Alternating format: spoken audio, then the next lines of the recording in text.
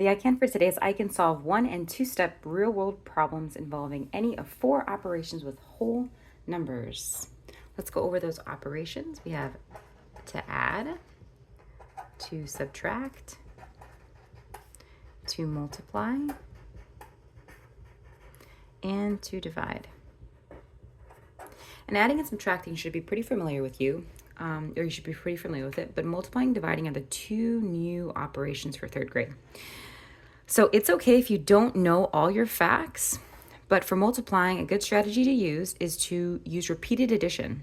So for multiplying 3 times 6, if you don't know what 3 times 6 is, think of it as 3 groups of 6. So here's 1 group of 6, 2 groups of 6, 3 groups of 6. So 3 times 6, you can add them together using repeated addition. I'll just do 6 plus 6 is 12, and then I know if I add 1 more 6 is 18. So I used repeated addition for multiplying. When you divide in 3rd grade, they're either going to ask you an unknown group or an unknown quantity or number in that group. So let's say they have 12 divided by 3. And again, I don't know my division facts. That's okay. So I have 12, and I know that there's 3 groups. How many go in each group if I know there's 3 groups? So if I have 12 total, and I have 3 groups, and each have to go be divided evenly between the 3 groups. That's 1, 2, 3, 4, 5, 6, 7, 8, 9, 10, 11, 12.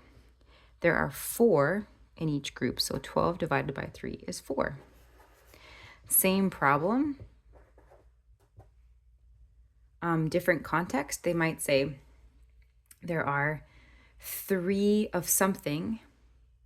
How many goes into each, or how many groups are there? So the unknown number of groups. In that case, you can use repeated subtraction. So 12 minus 3 is 9. 9 minus 3 is 6. 6 minus 3 is 3.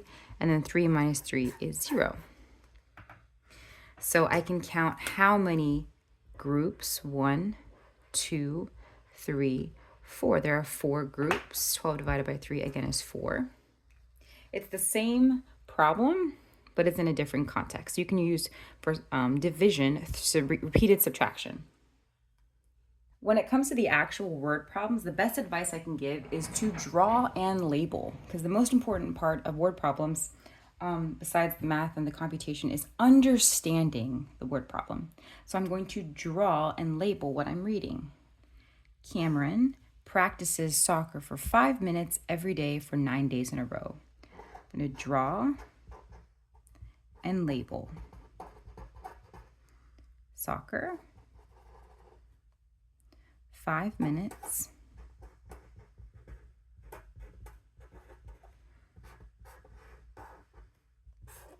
Every day for 9 days. In a row. How many minutes does Cameron practice in total? So here's Cameron playing soccer. He practices for 5 minutes every day for 9 days in a row. So 5 on the first day, 5 on the second day, 3rd, 4th, 5th, 6th, 7th, 8th, 9th. So really the problem is 5 times 9, right? Or 9 times 5. So 5 plus 5 plus 5 plus 5 plus 5 plus 5 plus 5 plus 5 plus 5, 5, 10, 15, 20, 25, 30, 35, 40, 45. 45 minutes. So draw so you understand what the problem is asking. And then for this one, it was multiplication, so we used repeated addition. And I found that the answer was 45 minutes. So this one's a 2-step problem, and we're going to draw and label again. Hannah wants to make chocolate chip cookies. So this is Hannah, and she wants to make cookies. She has 40 chocolate chips. So we'll just draw a triangle. And there's 40 of them, and they're chocolate chips or morsels. But 4 chips dropped on the floor. So 4 dropped. 4 chips dropped on the floor and had to be thrown away. Hannah wants to use the remaining chocolate chips for 12 cookies.